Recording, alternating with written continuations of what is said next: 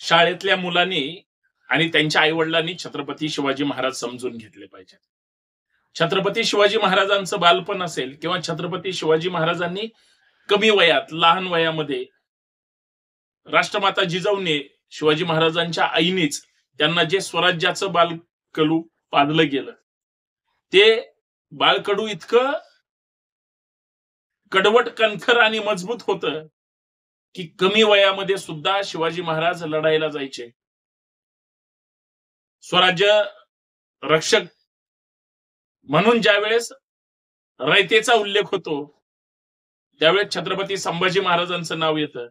पण जिजाऊंवर 2 छत्रपती घडवण्याची जबाबदारी आली आणि त्यांनी ते यशस्वी पार पाडले. छत्रपती शिवाजी महाराज एक स्वराज्याचे संस्थापक म्हणून छत्रपती शिवरायांकडे पाहिलं जातं, पण त्या स्वराज्याचं रक्षण पुढे छत्रपती संभाजी राजांनी केलं. आज लहान मुलांना काय अपेक्षित आहे? इतिहास वाचला पाहिजे. 19 फेब्रुवारी 1630 रोजी ज्यावेळी छत्रपती शिवाजी महाराजांचा जन्म झाला शिवनेरी किल्ल्यावर, आणि स्वराज्यामध्ये इथल्या समाज व्यवस्थेमध्ये छत्रपती शिवरायांचा जय जयकार झाला. जसे जसे शिवाजी महाराज मोठे होत गेले तशा तशा जिजाऊंच्या शिवरायांकडून अपेक्षा वाढत गेल्या. ज्यावेळेस ते पुण्यामध्ये आले किंवा लाल महालामध्ये असतील किंवा छत्रपती शिवाजी महाराजांनी भोरवेल्ल्यामध्ये इथल्या मावळ भूमीत ज्या मावळ्यांनी 18 पगड जातीच्या मावळ्यांनी, कुठल्याही जाती धर्माचा असू द्या, शिवरायांचा मावळा म्हणून माझं सर्वस्व म्हणजे शिवाजी ह्या शब्दाला अनुसरून शिवाजी महाराजांनी सगळ्या सवंगड्याला गोळा केलं. काहीच नव्हतं सोबत.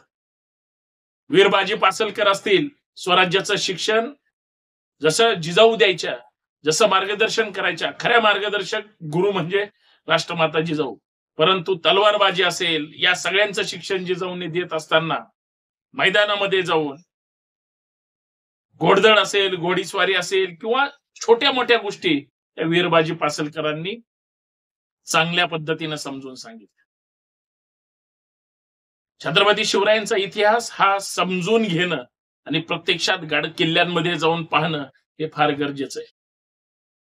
आज पायऱ्या जरी उतरत असेल तरी आमच्या आई म्हणती, बाळा सावकाश चाल, नाही तर घसरून पडशील.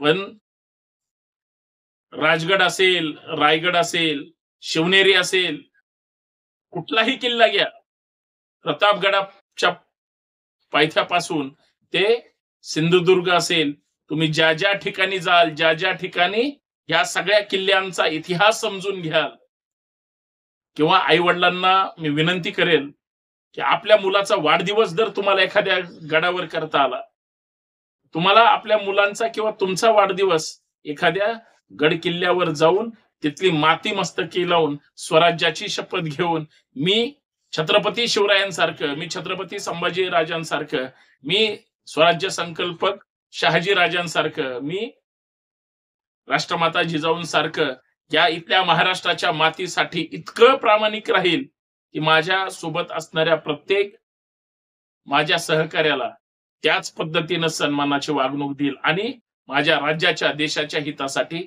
मी अविरत चांगलं काम करेन. मुलांना का गरज आहे इतिहासाची? आज मुलं आमची मोबाईलमध्ये अडकलीत. आज मुलांना शिवरायांचा इतिहास माहित नाही, शिवरायांचे सहकारी माहित नाहीत. किती सैन्य होतं शिवरायांचं? फक्त हिंदूच होते का शिवाजी महाराजांसोबत? मुस्लिम सुद्धा होते. मग ते किती होते? मुस्लिमांकडे जबाबदारी काय? हिंदूंकडे जबाबदारी काय? छत्रपती शिवाजी महाराजांचे अंगरक्षक कोण होते? अंगरक्षक किती महत्वाचा असतो? इंदिरा गांधींना जाऊन विचारलं पाहिजे.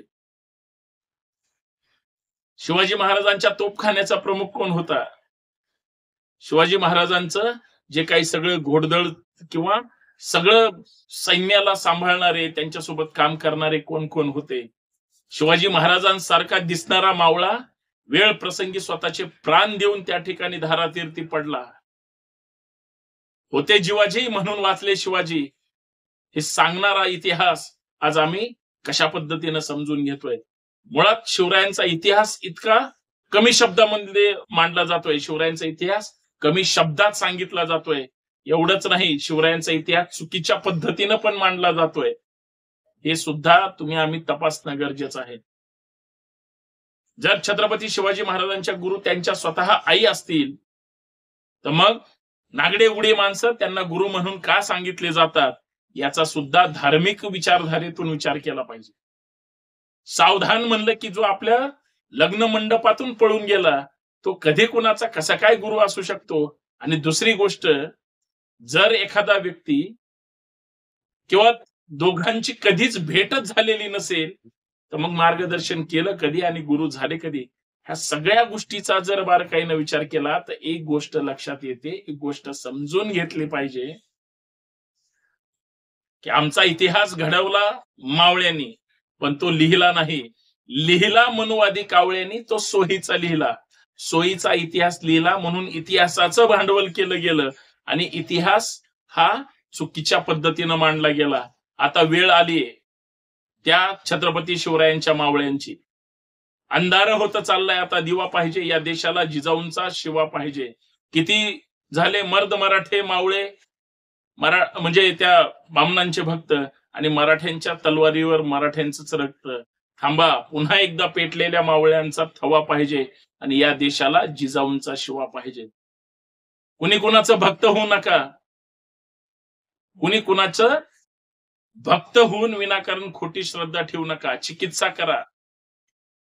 चिकित्सा केल्याशिवाय तुम्हाला खरं कळणार नाही. आणि इतिहास तिथंच आहे. इतिहास जितका वाचला जाईल, इतिहासात जितकं रमू, इतिहासातून जितकी प्रेरणा घेऊ, तितका इतिहास तुम्हाला समजेल. बऱ्याच महाराष्ट्रातल्या इतिहासकारांनी कुणाचा तरी कॉपी पेस्ट करून इतिहास गोळा केला आणि तो लिहिला आणि तोच मांडला. कधीच चिकित्सा केली नाही तो खरा आहे की खोटा आहे. म्हणून चुकीचा इतिहास मांडणारी लोक तयार झाली आणि आपल्या छत्रपती शिवाजी महाराजांना शिवाजी म्हणून एकेरी शब्दात इतिहास सांगू लागली, बोलू लागली, मांडू लागली. छत्रपती होणं सोपी गोष्ट नाही. 6 जूनला ज्यावेळेस छत्रपती शिवाजी महाराज हे छत्रपती झाले, माझा राजा छत्रपती झाला, ही गोष्ट सामान्य नाही. तो रयतेचा राजा झाला, परंतु आम्हाला ते चांगल्या पद्धतीने सांगितलं जात नाही.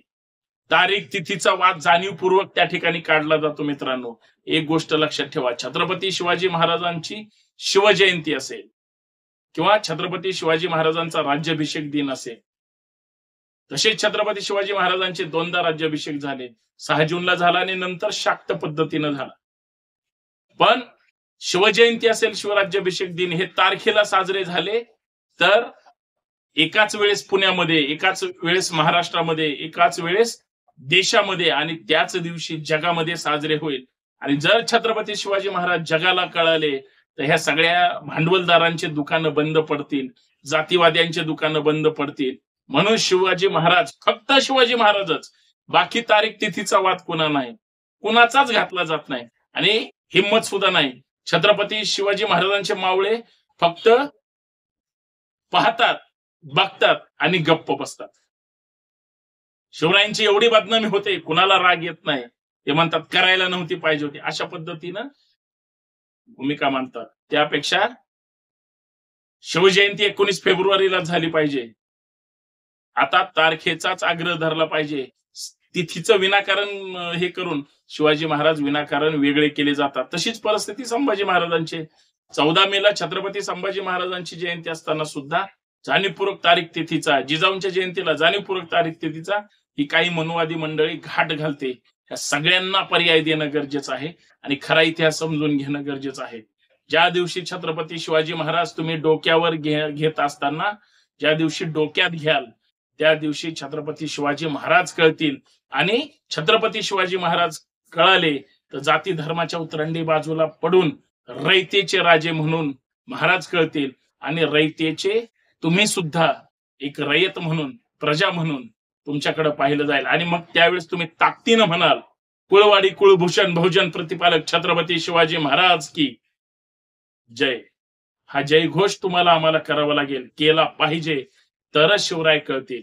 शिवाजी महाराजांची जी काही यशोगाथा आहे ती आपल्याला टप्प्याटप्प्याने पाहत असताना शिवाजी महाराजांची जयंती सुद्धा महात्मा फुलेंनी रायगडावर समाधी शोधून परत पुण्यात आल्यानंतर हिराबागेमध्ये पहिली शिवजयंती, देशातली पहिली शिवजयंती ही महात्मा फुलेंनी साजरी केली.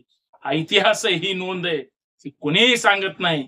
म्हणून तुम्हाला आम्हाला सगळ्यांना कुळवाडी कुळभूषण बहुजन प्रतिपालक जो महात्मा फुलेंनी शब्द दिलाय तो समजून घेतला पाहिजे. कारण तो कुळाचा राजा आहे, कुळाचं रक्षण करणार आहे, बहुजनांचं रयतेचं तुमचं आमचं रक्षण करणार आहे. म्हणून परत एकदा म्हणूया, कुळवाडी कुळभूषण बहुजन प्रतिपालक छत्रपती शिवाजी महाराज की जय. हे जिवंत माणसाच्या तोंडातून आपोआप निघेल. अरे झोपेचं सोंग घेतलेल्या माणसाच्या तोंडातून निघेल. मेलेला माणूस सुद्धा परत एकदा जिवंत होईल आणि म्हणेल छत्रपती शिवाजी महाराज की जय. हा इतिहास आहे शिवरायांचा, तो आपल्याला असाच जिवंत ठेवणं गरजेचं आहे. जय शिवराय.